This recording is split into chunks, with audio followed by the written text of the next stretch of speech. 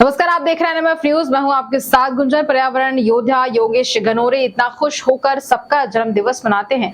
इतना बड़ा दिन हमारे योगेश भाई का ही हो सकता है। उन्होंने निश्चित होकर परोपकार के लिए पौधा लगाना प्रारंभ किया है और हम सबको सिखाया कि दृढ़ संकल्प क्या होता है। Shrimati Sonia Vagulkar Rayat national media foundation प्रदेश कार्यकारिणी अध्यक्ष ने अपने उद्बोधन में कहा कि जन्मदिन है आपका, पूरा विश्व मनाएगा।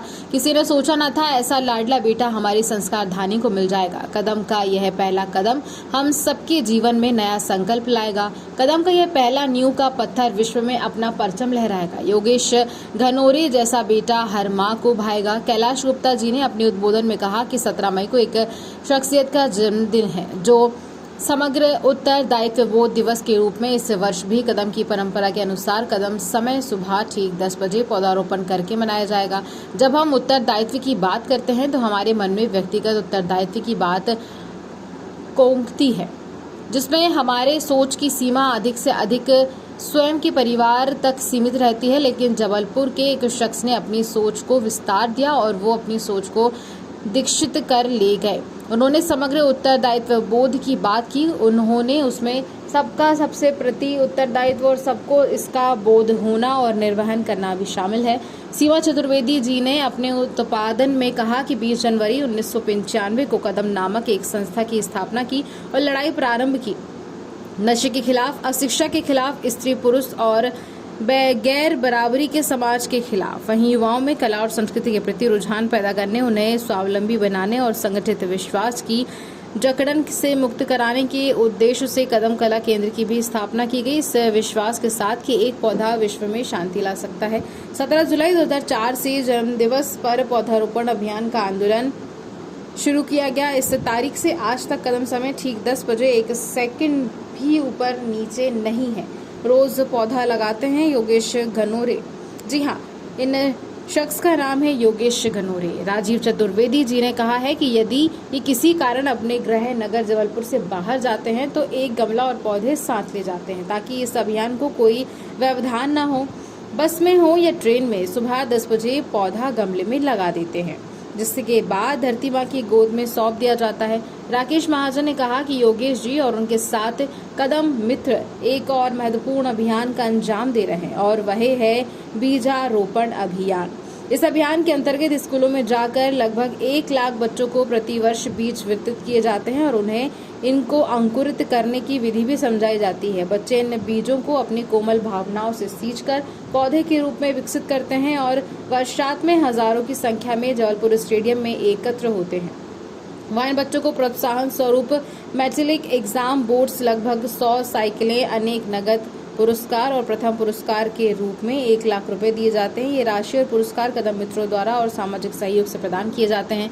योगेश जी ने कहा कि आज इस अवसर पर कदम की दैनिक पौधारोपण समिति के सदस्य लखविंदर सिंह लाड़ी, स्वाति पसी, मालती विश्वकर्मा, बीराभद्रा, चंदन यादव, अमित अग्रवाल व बिमलेंदु कदम संस्था के आजीवन सदस्य गीता शरद तिवारी व वैवाहिक वर्षगांठ भी पौधारोपण कर मनाई गई। कदम समय सुबह 10 बजे पौधारोपण और तदुपरांत कदम गोष्ठी का आयोजन भी किया गया। वहीं बता दें आपको कि एक साथ योगेश जी को जन्मदिन का उपलक्ष्य में ढेर सारी शुभकामनाएं और बधाई प्रेरित की।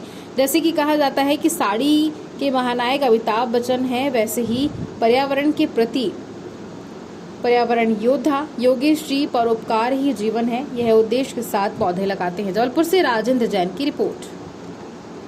तीसरे दिन राख का विसर्जन किया जाता है, उसमें से थोड़ी सी राख बचाकर घर पे लाई जाए और मिट्टी के साथ उसे मिलाकर पौधारोपण किया जाए। ये एक अच्छी परंपरा है ताकि आपके घर के पुरखे सदैव आपके साथ बने रहें। उस पवित्र भस्म को मिलाएं और उसके बाद उसमें कोई भी बीज लगाएं। तो जब वो बीज अंकुरित होता है तो घर वाले हमें फ़ोन करके कभी ये नहीं बताते हैं कि बेल का पौधा आ गया, कि आम का पौधा आ गया। लोग हमको बोलते हैं दादाजी आ गए, नाना जी आ गए, है ना। तो इमोशनल तो ठीक है, लेकिन उसमें कैल्शियम कार्बोनेट होता है, पोटास होता है और फॉस्फेट होता है, जो पौधे की ग्रोथ के लिए जरूरी है। योगेश भाई के लिए बहुत से लोग बहुत कुछ बोलेंगे। योगेश जी को जन्मदिन की बहुत बहुत शुभकामनाएं। लाड़ी को जन्मदिन की बहुत शुभकामनाएं, बधाई, आशीर्वाद। और भी आज जिनके जन्मदिन है उन सबको मैं बधाई देना चाहूंगा इस मंच से। मैं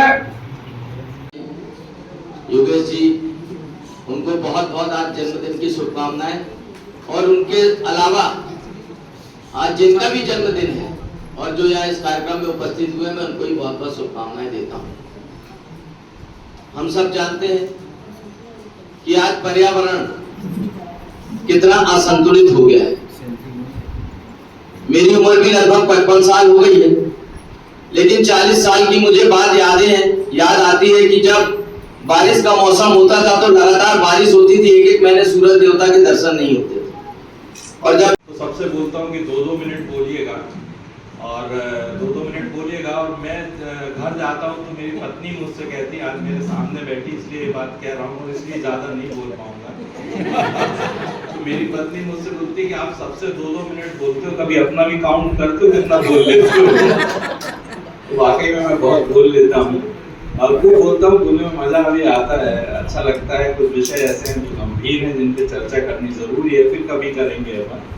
लेकिन आज मैं विशेष रूप से हमारे बीच में वो लोग मौजूद हैं जिन्होंने कदम को बहुत ऊंचाई तक पहुंचाया, वो परिवार है दरअसल में पूरा। मैं चाहूंगा कि रूपाली, बुद्धू और जिनेंद्र भूसारी, ये तीनों इधर पर आ जाएं। ये प्रणाम है। और जैसा कि आदेश हुआ है कि बहुत कम समय में ज़्यादा बातें करना है, योगेश जी का व्यक्तित्व ऐसा है कि उसको कम शब्दों में किस तरह से लाया जाए, ये एक बहुत बड़ी चुनौती होती है। मैं अपने दिल की एक बात जरूर कहना चाहूँगा, और मैं उम्मीद करता हूँ कि अगले जन्म में भी मुझे जो है योगेश जी जैसी पर्सनालिटी मिले। योगेश जी की जो एक बहुत खास बात मुझे अच्छी लगती है वो ये है कि योगेश जी जो है, हम जितने लोग यहाँ बैठे हैं सबको वो अपने लगते हैं।